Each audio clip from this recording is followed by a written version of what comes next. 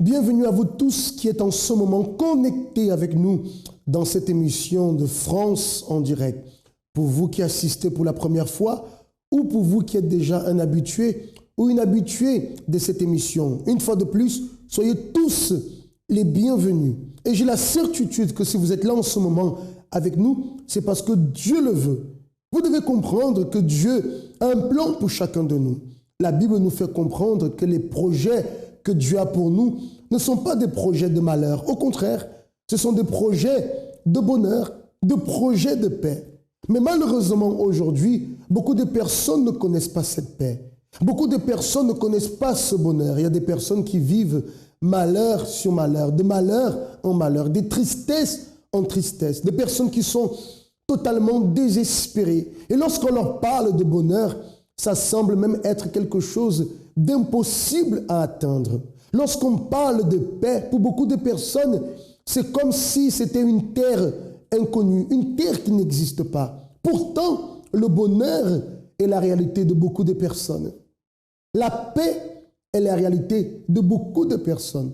Tous ceux qui ont appris qu'avec Dieu, tout est possible. Tous ceux qui n'ont pas accepté de continuer à vivre la même vie de souffrance, la même vie de tristesse, d'angoisse, mais qui ont reconnu au plus profond d'elles qu'elles avaient besoin de l'aide de Dieu. Et en cherchant cette aide, le miracle est arrivé. La bénédiction s'est manifestée et s'est concrétisée en bonheur, s'est concrétisée en paix dans leur vie. La Bible contient la pensée de Dieu, la condition de l'homme, le chemin du salut, la défaite des méchants et la joie de ceux qui croient en elle. Ces doctrines sont saintes. Ces préceptes sont pour toujours. Ces histoires sont véritables. Ces décisions sont immuables. Lisez la Bible pour être sage. Croyez en elle pour vous maintenir en sécurité. Pratiquez-la pour être saint. Elle contient la lumière qui donne la direction. C'est l'aliment pour fortifier les faibles, l'appui pour élever le déchu. Elle est la carte du voyageur, le bâton du pèlerin, la boussole du marin, l'épée du soldat, la charte du chrétien. Dans la Bible, vous aurez le paradis restauré, les cieux ouverts, et les portes de l'enfer seront fermées. Christ est le sujet principal, notre bien est son objectif, et la gloire de Dieu est son résultat final. Il devrait occuper votre esprit, dominer votre cœur et guider vos pas. Lisez lentement, quotidiennement et en esprit de prière. Elle est une mine de richesse, santé pour l'âme et une source qui jaillit pour la vie éternelle. Elle traite les plus grandes responsabilités. Elle récompensera le plus assidu. Mais elle n'innocentera pas ceux qui rejetteront ses conseils sacrés. Priez avec elle. Lisez tout et partagez.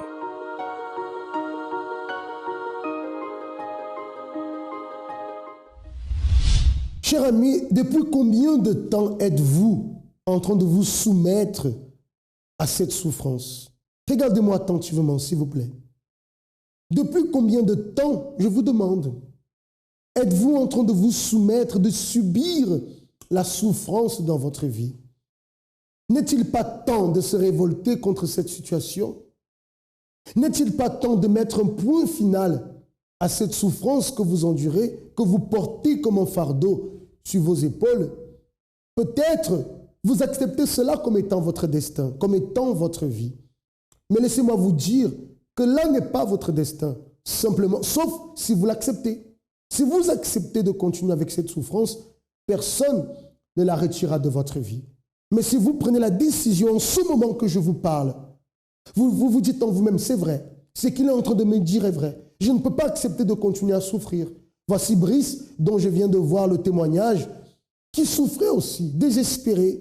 mais il a pu trouver la solution. Si lui a trouvé la solution, pourquoi pas moi? Alors je ne vais plus accepter, me laisser dominer par cette situation. Très cher ami, c'est votre décision.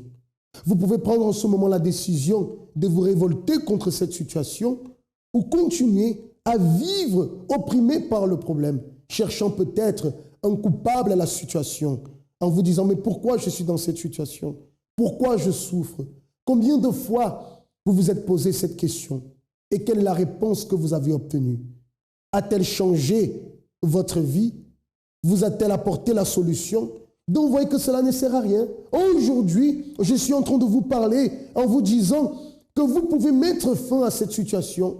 Et les témoignages sont là pour prouver, pour montrer que le chemin de la foi que nous vous présentons est le chemin par excellence pour que vous puissiez sortir de cette situation. Et j'aimerais en ce moment, si vous désirez notre aide, pouvoir vous donner l'opportunité d'entrer en contact en ce moment même avec l'un de nos conseillers. Pour cela, vous avez la Mi 24 heures. C'est le numéro de téléphone qui s'affiche en ce moment sur le bas de votre écran. C'est le 01 53 35 85 12. Dès maintenant, vous pouvez nous appeler et vous allez recevoir le soutien dont vous avez besoin. Sentimentale, professionnelle, famille et intérieure. Ma vie était complètement détruite, complètement à terre. Quand je suis arrivé au centre d'accueil universitaire, j'étais une personne en fait qui était très colérique. J'étais une personne nerveuse, qui bagarrait tout le temps. J'étais une personne qui ne respectait pas ma famille, je ne respectais pas mes parents, je ne respectais pas mes frères.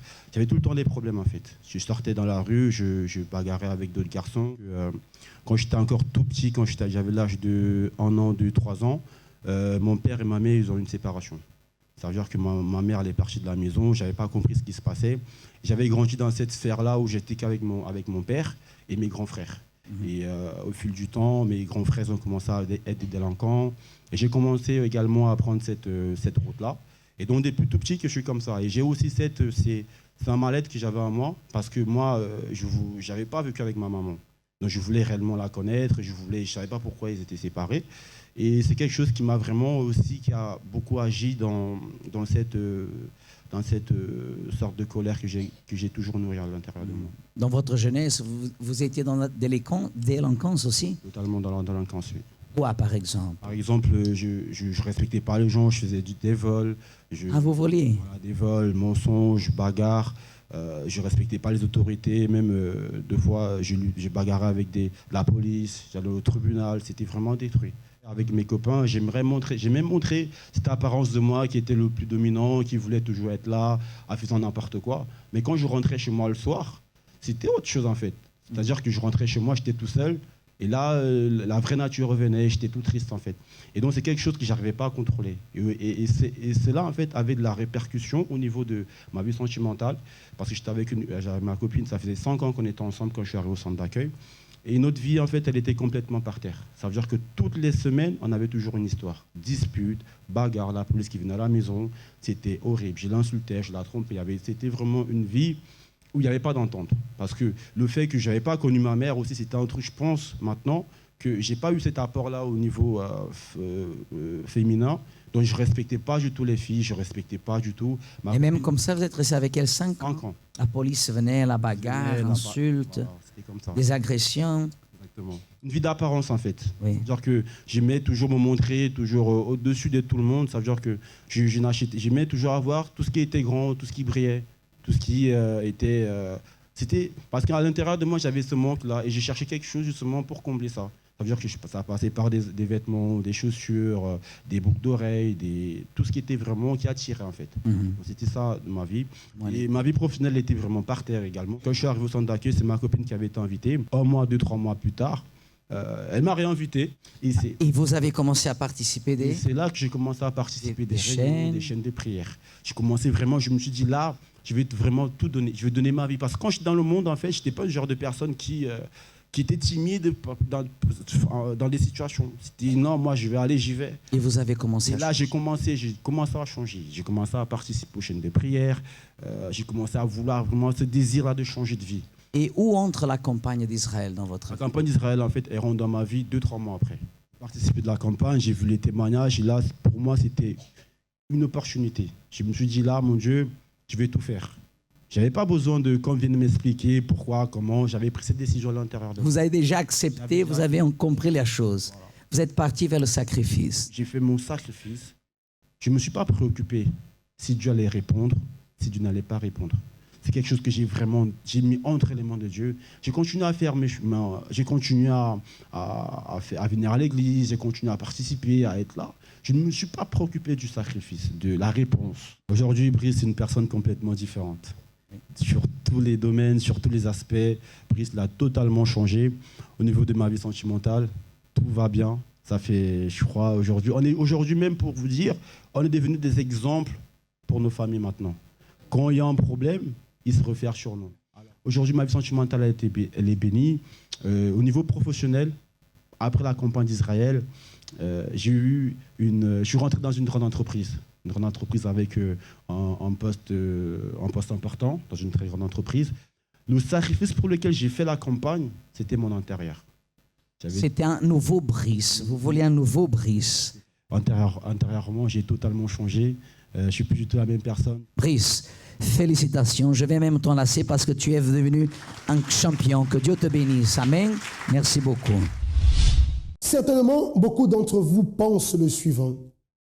Que va-t-il m'arriver lorsque je vais arriver là, au centre d'accueil?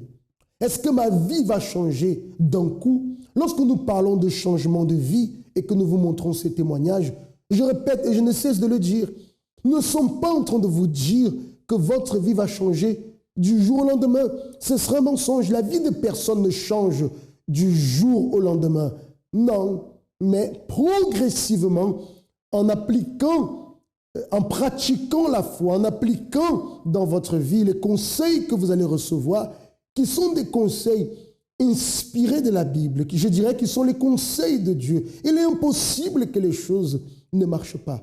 Mais certainement, dès le premier jour où vous allez arriver ici, si vous venez avec cette soif de changer de vie, avec cette foi dans votre intérieur, cette détermination, vous pouvez être sûr que dès le premier jour, quelque chose va arriver. Pour cela, j'aimerais que vous puissiez voir en ce moment cette vidéo de l'impact que ces personnes ont eu la première fois lorsqu'elles sont arrivées ici au centre d'accueil.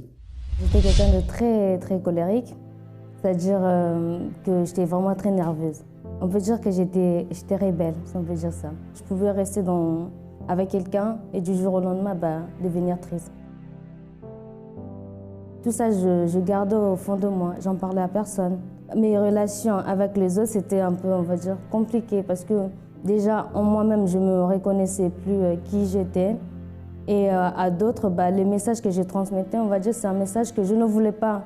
Mais vu tout ce que je passais, c'est un message que je transmettais aux autres. À la maison, ça n'allait pas. J'avais vraiment de la haine contre les personnes de ma famille. Et je ne savais pas pourquoi je me comportais comme ça. Il n'y avait que moi qui savais. Mais vu que j'en parlais pas, c'était compliqué pour eux de savoir qu'est-ce que j'avais. J'étais tout le temps en conflit, tout le temps en conflit. J'étais très, très têtue. Vu que j'avais une idée fixe dans ma tête, je ne changeais pas d'idée. Je pouvais écouter la personne parler, me reprocher, mais au fond de moi, je dis, je ne veux pas le faire, c'était une perte de temps. Si je m'énervais contre une personne, c'était tout le monde. C'est-à-dire, je mettais tout le monde dans le même sac. C'est-à-dire, la colère je pouvais rester, on va dire, 3 jours ou 2 fois plus de ça. En colère, ça ne me dérangeait pas. Et la personne vraiment que j'étais, mais moi, je ne supportais pas. C'est-à-dire, c'est pas possible. C'est pas que je le voulais, mais c'est ce que j'avais à l'intérieur de moi qui me poussait à le faire.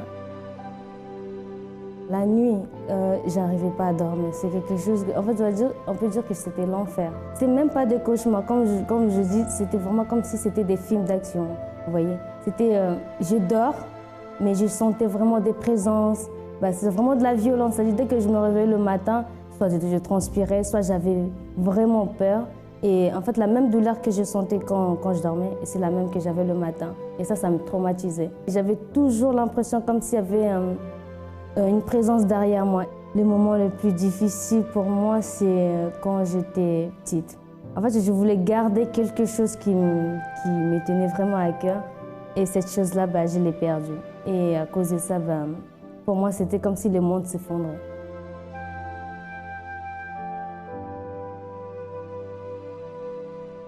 J'ai connu le centre d'accueil à travers ma tante parce qu'elle venait ici. Au début, je venais que pour venir. Je m'asseyais plutôt vers le milieu et je regardais les hommes de Dieu. Je trouvais ça pas important parce que j'accordais pas d'importance à ce qu'ils disaient.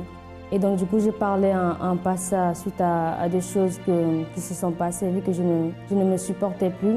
Je savais que j'étais quelqu'un de bien, mais j'arrivais pas à le faire sortir, cette personne-là. Des fois, je pouvais me dire que c'était impossible. J'ai participé à la campagne d'Israël. C'est-à-dire, cette campagne, pour moi, c'était une opportunité, mais vraiment une opportunité de commencer une nouvelle vie. Parce que c'est vrai que je venais à l'église, déjà je ne m'intéressais pas à grand-chose. Et cette campagne, vu que l'évêque l'avait vraiment très bien expliqué, je me suis dit, bon, oui, il fallait que je le fasse. Si je ne saisissais pas l'opportunité que je vais dire que Dieu me donnait, je ne sais pas si que j'allais avoir d'autres opportunités. C'était vraiment la seule. À travers la campagne d'Israël, certes, j'ai fait seulement pour essayer, mais essayer là, ça marche, parce que j'ai vu vraiment le résultat. Ma vie, elle est complètement différente.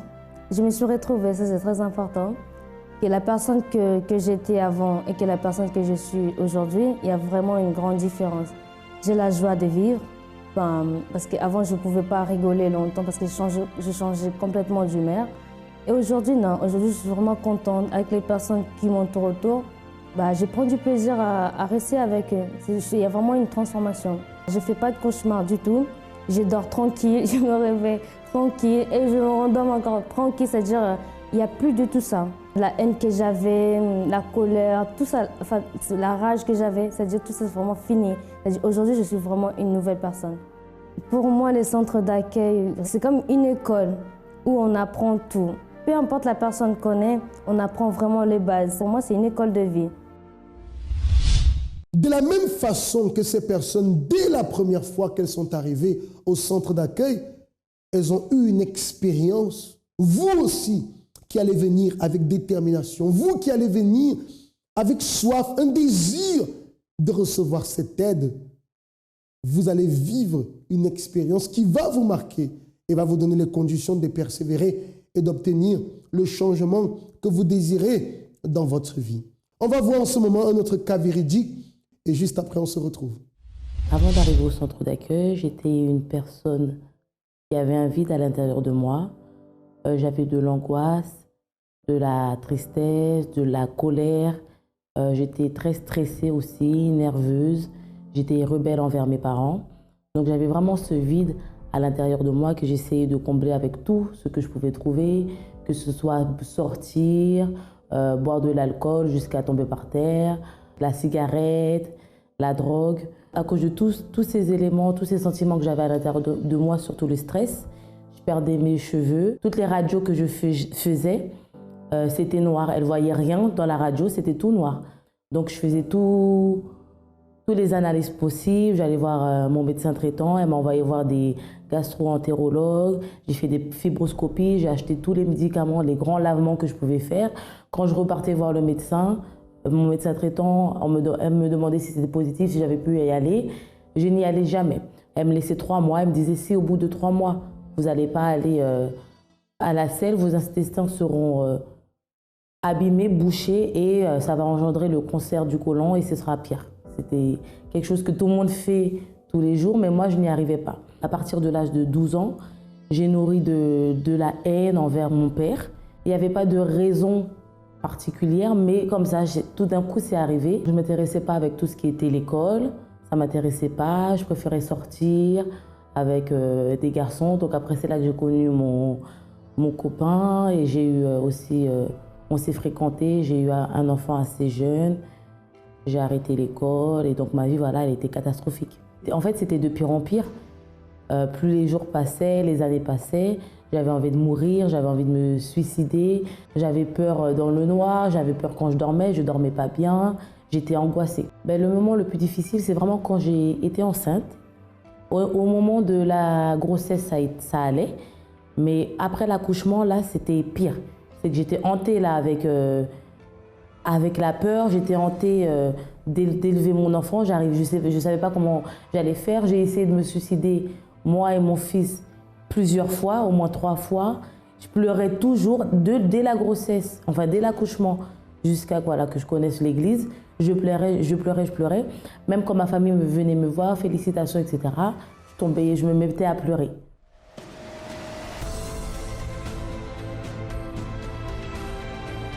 Alors j'avais connu le centre d'accueil à mes 15 ans par rapport à mon père. Alors je suis arrivée, vu que ma vie financière était bloquée, j'avais arrêté mes études assez tôt. J'ai commencé à faire les chaînes de prière du lundi. Pour mon problème que j'avais au niveau des assistants, je venais le mardi. La campagne d'Israël est arrivée, donc c'était une opportunité pour moi de changer. J'avais aussi mis un ultimatum à Dieu parce que ça faisait plus d'1 an que j'étais à l'église et j'avais des petites bénédictions comme avoir le permis, des petits trucs comme ça, mais j'avais jamais eu une transformation à l'intérieur de moi. Cette campagne, c'était le début de tout. C'est que mon caractère a changé totalement. Il avait commencé à changer, mais à partir de cette campagne d'Israël, il a totalement changé. J'ai reçu la joie, la paix, la tranquillité, la sécurité. J'étais avec mon compagnon qui, à l'époque, ne voulait jamais se marier par rapport à ce changement qu'il a vu en moi, dans mon caractère. Là, il a bien voulu se marier, donc on a pu préparer le mariage. Et voilà, tout s'est enchaîné. J'ai trouvé un emploi. Donc aujourd'hui, je travaille dans un cabinet d'avocats en CDI. La colère, elle a disparu. Je ne suis plus en colère pour rien, je ne suis plus en colère. J'ai plus les envies de suicide. Je n'ai plus peur. Je ne suis plus angoissée. La santé, elle a été restaurée. Donc là, ça va très bien. Le stress aussi, c'était dû au stress, donc ça, je suis plus stressée. Le centre d'accueil, c'était un endroit où on apprend beaucoup sur la foi. Et c'est comme une école, en fait, où on apprend beaucoup de choses. Tout ce dont elle désirait pour sa vie, elle a pu l'obtenir. Et vous aussi, vous pouvez l'obtenir. Parce que lorsque la personne croit, lorsque la personne est disposée à lutter, à se battre, comme elle le dit, lorsqu'elle est arrivée et qu'elle a écouté les messages qui étaient transmis ici lors des réunions, l'envie de suicide, les envies de suicide, vous voyez, une personne qui a envie de se suicider, c'est comme si elle entend des voix, il y a un désir, un fort désir qui la pousse à vouloir commettre cet acte. Mais en écoutant les messages, quelque chose s'est passé dans son intérieur, où ses envies de suicide ont totalement disparu. C'est la raison pour laquelle je disais, vous qui allez vous joindre à nous pour chercher cette solution pour votre vie, dès la première fois où vous allez arriver ici, vous allez vivre une véritable expérience. C'est une certitude. Bien sûr, si vous venez avec foi, parce que sans la foi, rien ne peut se produire. Mais si vous prenez la décision de sortir de votre maison et que vous venez ici, ça c'est déjà un acte de foi. Et vous pouvez être sûr que cet acte de foi ne restera pas sans apporter de solution, une direction, une expérience pour votre vie. Nous allons voir en ce moment, avant de terminer notre mission, un autre témoignage, celui de la campagne d'Israël. Et nous allons vous expliquer très rapidement ce que c'est la campagne d'Israël. Avant d'arriver au centre d'accueil, j'étais un jeune délinquant. Je vivais de la délinquance, c'est-à-dire que je vendais de la drogue. Je participais à beaucoup de bagarres entre bandes, extorsion, recel, tout ce qui mène à la délinquance. En fait, c'était ma vie au dehors. Dans ce milieu-là, dans cet environnement dans lequel je vivais, on est obligé de prouver son courage. Je me suis retrouvé à vivre comme ça, et ça a été un engrenage qui m'a ramené beaucoup de problèmes, que ce soit familial. Chez moi, c'était un retournement parce que je ramenais beaucoup de problèmes. J'ai ramené la police parce que j'ai eu des problèmes de justice. Je me suis fait arrêter par la police. Je devais aller en prison. Parce qu'ils sont venus me chercher à la maison, tout ça. Ils avaient des preuves contre moi. Ça faisait un moment qu'ils me suivaient. Et je me réfugiais dehors, en fait.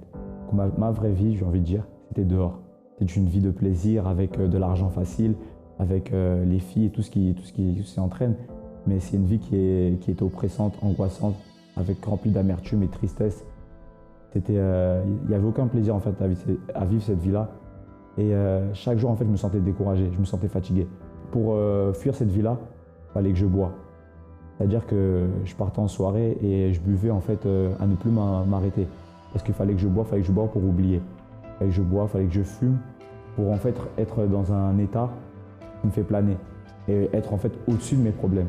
Je ne pouvais pas passer une soirée sans ça, sinon je vais penser à mes problèmes, je vais penser aux situations que je devrais régler lundi, tout ça. Et j'avais pas préparé mon départ en prison. C'est-à-dire que ça a été très difficile. Je me suis retrouvé dans cette cellule. Là, on venait me dire que je suis prolongé. Et là, j'ai réfléchi et j'ai dit comme ça, j'ai pensé directement à Dieu. J'ai dit, si tu me sors de là, je croyais vraiment qu'il existait et qu'il pouvait faire ça. Si tu me sors de là, j'arrête tout.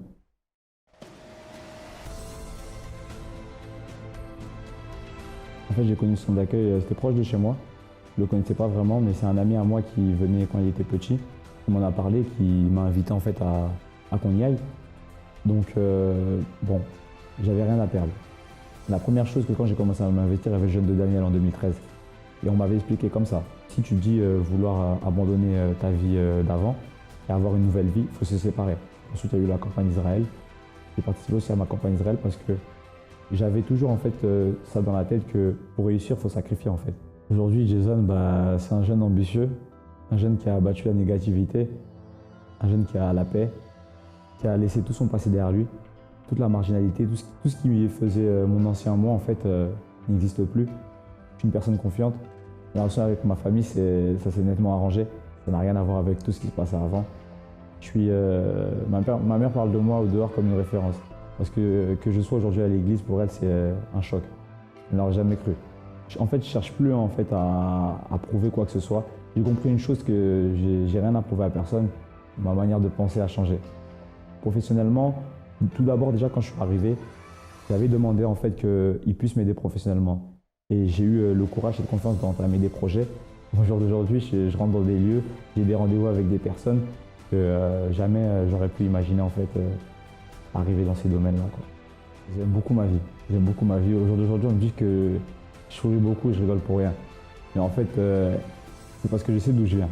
Je sais d'où je viens. Auparavant, c'est pas que je souriais, mais je souriais, mais à l'intérieur, je souriais pas. Mais au jour d'aujourd'hui, quand je rigole, je passe mon temps à rigoler. C'est parce que vraiment, à l'intérieur de moi, je suis tranquille avec moi-même. Une chose que je suis sûr, c'est que j'ai la paix. Le centre d'accueil, pour moi, en fait, c'est tout. C'est le lieu où, parce que je suis jeune, je veux dire, les jeunes doivent venir découvrir la foi. Parce que j'ai vu des personnes, je me suis vu moi-même changer.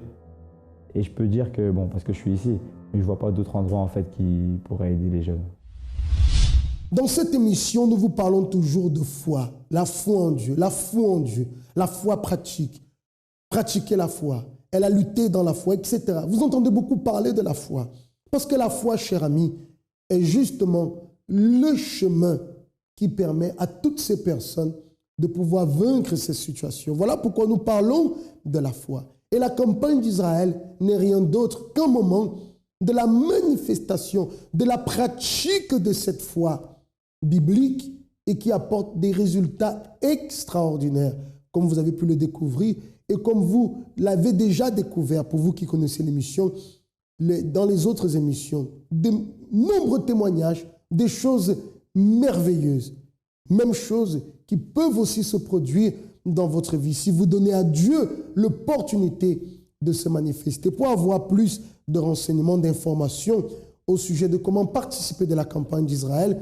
vous pouvez nous rejoindre dans l'un de nos centres d'accueil. Vous pouvez nous appeler pour avoir alors les informations sur le centre d'accueil qui est le plus proche de chez vous. Vous pouvez nous appeler au 01 53 35 85 12. Le numéro de téléphone s'affiche et vous aurez toutes les directions pour cela. Et j'ai la certitude, comme je disais tout à l'heure, pour ceux qui acceptent cette proposition et qui se lancent, certainement, vous serez abondamment bénis dans votre vie.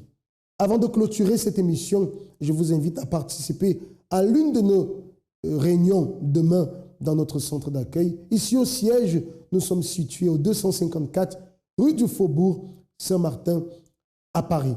Vous pouvez entrer en contact avec nous par téléphone pour avoir un peu plus d'informations ou aussi dans tous les autres centres d'accueil. Nous serons là pour pouvoir vous aider. Très chers amis, je vous souhaite de passer de très bons moments et à très bientôt pour une autre émission de France en direct.